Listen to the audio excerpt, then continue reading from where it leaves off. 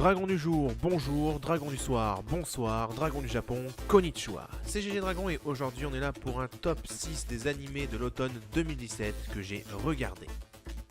Et on commence avec à la 6ème position, l'animé Sengoku Night Blood. Alors cet animé est de genre action, fantasy et historique romance surnaturelle. Et il a pour thème autre monde, combat, guerre, harem, inversé et samouraï. Ainsi que vampire. Alors, tout simplement, l'histoire va se dérouler dans un monde parallèle, au moment de la période Sengoku, où évidemment il y a plusieurs clans. En fait, il y en a 6. À leur tête, il y a un puissant commandant, et en fait, on suit l'aventure de tous ces clans et du commandant, tout simplement. Et donc, on va, au fil du temps, voir comment évoluent les choses dans la période Sengoku. Malheureusement, j'ai pas forcément apprécié l'animé. J'ai aimé les 5 premiers épisodes et tout d'un coup ça m'a déplu. Donc je me suis, on va dire, pas arrêté. J'ai continué à le regarder mais avec moins d'intérêt. Voilà pourquoi il est à la 6ème position. On enchaîne avec l'animé à la 5ème position qui est Scarred Rider Zesh. Alors, cet animé est de genre action, science-fiction, slice of life, et il a pour thème alien, combat, harem inversé, mecha et musique. Alors, quand moi j'ai regardé cet animé, je me suis dit, les 2 premiers épisodes, en fait, je les ai pas trouvés super intéressants. Et au fur et à mesure du temps, en fait, mon intérêt pour l'animé en lui-même m'a plu. Tout simplement. Donc en fait les 3 premiers épisodes m'ont déplu et au bout du 4e, 5e, 6e j'ai commencé à apprécier. En tout il y a 12 épisodes de 24 minutes dans cette première saison peut-être, je ne sais pas, donc voilà dans cet anime là. Suite à ça, donc on va vous faire un court résumé. Tout simplement on est dans un monde menacé par des Night Flight Wonoto, ou tout simplement NF. Des aliens particulièrement puissants. Et pour combattre ces aliens, eh ben, une armée a été créée pour les combattre. Et l'armée a l'idée en fait de kidnapper des enfants afin de faire d'eux des partenaires idéaux pour les NF alliés. Donc en fait, c'est des aliens qui sont alliés à nous, qui contribuent à notre survie et où on voit leur aventure avec un humain qui leur est mis en fait dans les pattes tout simplement. Et on suit leur aventure contre les Night Flight Wonoto N, tout simplement. Voilà, alors pourquoi il est à la 5e position et pas devant? Tout simplement parce que les 3 premiers épisodes, je ne les ai pas du tout aimés. Voilà, juste à cause de ça.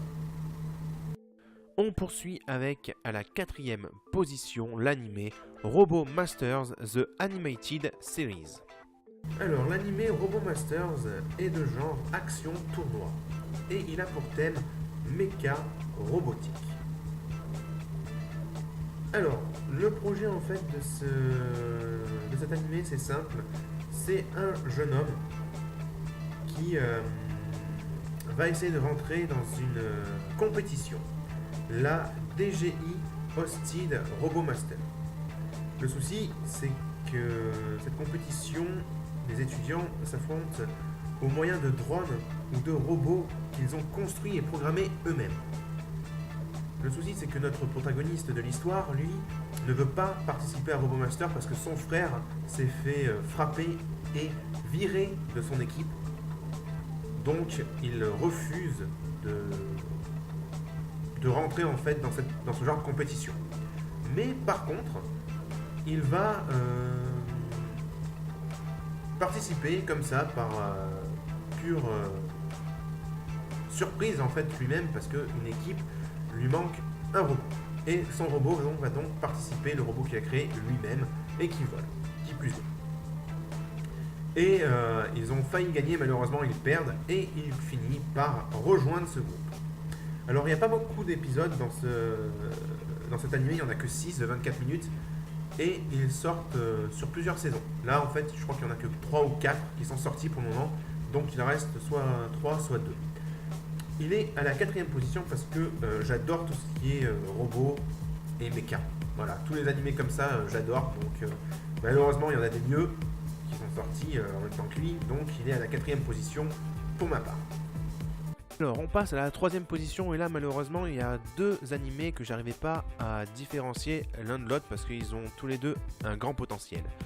Le premier duquel je vais parler, en fait, c'est Kwanzi Fashi. Alors, l'animé Kwanzi Fashi est un animé de genre action fantastique. Et il est à la base chinois et non japonais. Voilà. Donc on va suivre les aventures de Mofan, issu d'une famille modeste. Mais depuis qu'il a reçu un mystérieux collier qui a changé son univers, il va devenir un magicien très puissant en fait, parce que son collier a la propriété de prendre l'énergie des monstres qu'il bat ou des gens qu'il bat. Et il devient de plus en plus puissant. Au départ il est niveau 1 et il a qu'une magie, je crois que c'est le feu. Et après il déclenche la foudre, qui est un élément très rare en tant que magicien de la foudre, c'est très très rare. Et donc on suit son aventure tout au long de l'histoire. Alors, il est à la 3e position parce que bon, il y a forcément des meilleurs animés, hein, mais il est excellent. J'adore cet animé, c'est quelque chose que... En fait, il continue même là pour le moment encore, hein, je crois qu'il y a 12 ou 13 épisodes, 12 épisodes normalement, et il y en a là sorti, je crois que 8 en tout. Et il est super intéressant de voir en fait comment il va réussir à battre certains monstres et comment il y arrive sans forcément avoir de l'aide. Et donc moi j'ai aimé, hein, voilà, mais bon, il est à la 3e position parce que tout simplement il y en a des meilleurs pour moi dans le top 1 et le top 2, tout simplement. Alors, également à la 3e position, l'animé King's Game, ou en japonais, Usama Game The Animation. Alors, King's Game est un animé de genre drame, horreur et épouvante, mystère, psychologique, surnaturel, thriller. Et de thème école, gore, jeu survival game. Alors, cet animé est vraiment prenant, angoissant même. Je le proposerai pas à des enfants qui sont jeunes. Je pense qu'il faut au moins avoir 14 ans pour le regarder parce qu'il y a beaucoup de sang. Et en fait, on va suivre l'histoire entière d'une classe de 32 lycéens qui vont recevoir un jour un message où il y a un ordre dessus. Appelé roi, en fait. La personne, c'est le roi. Et le roi donne des ordres, et si les ordres ne sont pas faits dans les temps impartis, et ben la personne qui ne fait pas cet ordre-là meurt. Voilà, c'est aussi simple que ça. Donc à la fin, enfin moi j'ai vu la fin, et la fin est vraiment très très gore en fait, parce que même le héros principal qu'on suit à la base finit par mourir. Ce qui est des fois normal, mais dans un animé j'ai jamais vu le héros vraiment mourir et ne jamais revenir. Là, il ne reviendra pas parce qu'il est vraiment mort en fait à la fin, et c'est vraiment sympa. Je vous dis pas la mort qu'il a eue parce qu'elle est plutôt fun à voir. Donc voilà, c'est pour ça qu'en fait, cet animé j'ai mis à la 3e position dû en fait à son côté un peu gore et horreur. Voilà, c'est pas forcément un animé qu'il faut regarder si vous avez une âme sensible. Voilà, surtout. Donc voilà pourquoi King's Game est à la 3e position. Et on arrive à la 2e position. Et il y a aussi deux animés en 2e position qui, pour moi, n'étaient pas possibles de différencier et de mettre l'un par exemple à la 3e et l'autre à la 2e position. Là, ils sont tous les deux en 2e position ex aequo, parce que là, on va parler de Keikai Sensen and Beyond saison 2. Alors, Keikai Sensen est un animé de genre action, comédie, drame, fantasy, mystère et science-fiction, ainsi que seinen et surnaturel. Et il a pour thème aliens, super-pouvoirs et vampires. Alors là, tout simplement, on suit la suite des aventures de notre héros qui est dans la saison 1, qui a l'œil de Dieu, sur 12 épisodes de 24 minutes. Donc en fait, c'est tout simplement la suite de la saison 1 qui poursuit l'aventure de notre héros et du singe Sonic qui est avec lui dans leur but final en fait, essayer de régler les problèmes de ce nouveau monde où ils sont. Donc en fait, vaincre les vampires, tout simplement. Et on a des personnages de la première saison qui viennent dans cette seconde saison, et on en rajoute un particulièrement, en fait, c'est la sœur de notre héros principal qui apparaît dans cette saison 2. Donc moi je vous propose, je vous dis tout simplement, voilà, hein, il est génial, il faut le regarder, je vous le conseille, regardez les 2 saisons, c'est mieux pour comprendre l'histoire, tout simplement. Et voilà le second animé qui est à la seconde position ex aequo avec Kekai Sensen and Beyond. C'est Mao Tsukai no Yome. Et rien qu'en regardant ce nom, je pense que vous comprenez pourquoi ils sont tous les deux ex aequo. Mao Tsukai no Yome est un animé de genre drame, fantasy, mystère, romance et slice of life surnaturel. Et il a pour thème la magie et le quotidien de la vie. Alors là, on va suivre en fait une jeune humaine magicienne qui vit chez une ombre. En fait, c'est une sorte de démon, mais qui est pas forcément un démon, et il a surtout, en fait, cette ombre a envie de comprendre les sentiments humains. Donc en fait, on va suivre l'histoire de Chise Hattori, une esclave, jusqu'au jour où sa route croise celle du Magnus Elias Answorth, donc le démon, tout simplement, qui est un magicien et qui va lui apprendre la magie pour qu'elle arrive à canaliser sa puissance, en fait. Et en fait, il l'achète, en fait, c'est une esclave pour celui qui l'a vendu, c'est une esclave, mais pour lui, en fait, c'est quelqu'un qui va pouvoir lui apprendre la vie humaine, tout simplement. C'est ce qui compte à ses yeux, c'est apprendre à être un humain et avoir des sentiments humains, ce qu'il n'a pas au départ, en fait, tout simplement.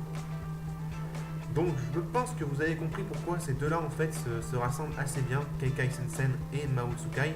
Un parle de magie, et un parle de surnaturel, d'aliens et de pouvoir, donc aussi un peu de magie. Donc ils se ressemblent assez bien, mais ils n'ont pas du tout la même histoire, tout simplement. Donc voilà pourquoi ils sont tous les deux à la seconde position. Et à la première position, nous avons 3 animés ex aequo pour ma part, pour moi, parce que ce sont les 3 meilleurs animés que j'ai pu regarder durant cet automne. Et on commence immédiatement par le premier qui est Shokugeki no Soma San no Sara. Alors, c'est la saison 3 de Shokugeki no Soma. Alors, la saison 3 de Shokugeki no Soma. Et bien tout simplement, c'est la suite de la saison 2, où il va entamer son combat contre le Conseil des 10 et essayer de les vaincre. Mais pas que, il y a d'autres choses qui arrivent dans cette nouvelle saison, en plus de l'arrivée du père d'une des 10, qui prend la tête de l'université de cuisine Totsuki, à la place de son grand-père. J'imagine que vous connaissez l'histoire, j'imagine aussi que vous connaissez donc Shokugeki no Soma, un animé de cuisine. Il est aussi de genre comédie, drame, ecchi et tournoi. Et il a pour thème école, nourriture. Donc pas la peine de s'attarder sur lui, hein, voilà pourquoi il est en première position. J'ai adoré la première saison, j'ai adoré la deuxième saison, et forcément possible que j'ai adoré la troisième saison, qui a malheureusement pour le moment que 12 épisodes de 24 minutes, et qui revient évidemment très bientôt pour la suite de cette troisième saison avec l'épisode 13.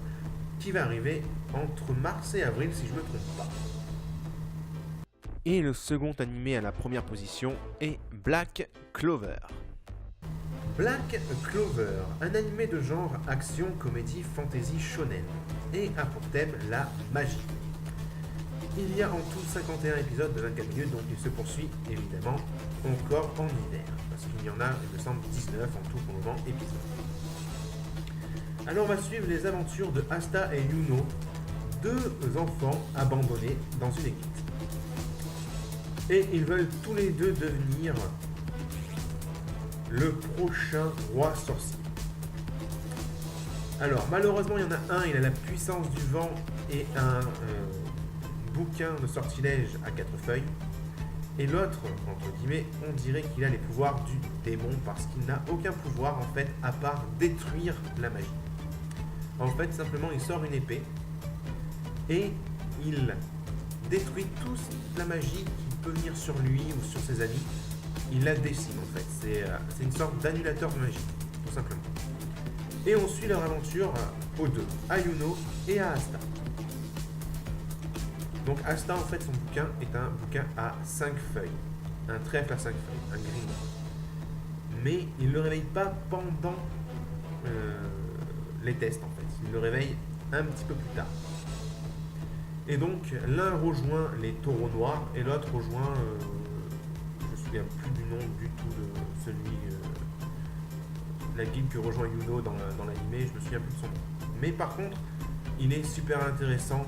Et vraiment, je crois que c'est l'animé de l'automne. C'était pour moi l'animé de l'automne avec le prochain qui arrivera. Donc c'était forcément obligé qu'il soit en première position. Et donc, le dernier animé de cette vidéo, à la première position toujours, est Uka Holder Mao Sensei Nejima. Alors, Uka Holder est un animé de genre action, aventure, comédie, ecchi, fantasy, romance, science-fiction, shonen et surnaturel. Et a pour thème combat, harem, magie et vampire. Alors, c'est l'adaptation du manga Uka Holder de Akamatsu Ken. Alors cette histoire se passe 10 ans après que le monde connaisse l'existence de la magie. On suit Tota Konoe et Yuki Hime. Donc si vous avez suivi l'anime qui s'appelle Negi, voilà, il me semble que ça s'appelle comme ça, ou Negima, c'est l'histoire d'un jeune garçon qui... En fait, c'est même pas l'histoire d'un jeune garçon, c'est l'histoire du clone de Negi Springfield, qui s'appelle donc Konoe Tota. Et il suit Yuki Hime, une personne immortelle, vampire, et il va finir par rejoindre la horde d'immortels que Yuki Hime a formée. Et donc, il va devenir immortel grâce à Yuki Hime également, puisque il va voir Yuki Hime se faire mortellement blessé. Et on suit son aventure tout le long de cette saison 1, parce que je pense qu'il y en aura une seconde saison forcément, puisque la fin n'était pas claire. Et en fait, à la fin, on voit le Negi Springfield adulte. Mais il est consumé par une magicienne de l'ombre. Je crois qu'on ne connaît pas le nom, donc je m'en souviens plus trop. Mais un super animé, sérieusement, il mérite la première place, grave avec les deux autres, c'est obligé. Je pense qu'en fait, ces trois animés que j'ai cités tout de suite, donc Black Clover, Uka Holder et Shokugeki no Soma sont les 3 animés de l'automne 2017. Les 3 meilleurs, tout simplement. Et j'ai surkiffé Uka Holder tout simplement parce que c'était la suite de Nejima. Voilà, la suite des aventures de Negi Springfield avec un clone de lui en fait, tout simplement quand il était petit. Et voilà, c'est la fin de ce top 6 animé de l'automne 2017. J'espère qu'il vous aura plu. Vous avez vu un nouveau style de top où je ne dis plus les synopsis et tout ça, où je parle et je dis ce que je pense de l'animé entre guillemets et que je fais ma propre synopsis. J'espère que ce nouveau style vous aura plu. N'hésitez pas à liker, commenter, partager la vidéo et à vous abonner à ma chaîne YouTube GG Dragon, ainsi qu'à mon Facebook et Twitter GG Dragon. Allez voir les liens dans la description de la vidéo, tout y est. Et moi je vous dis tout simplement à la prochaine tout le monde. Jana.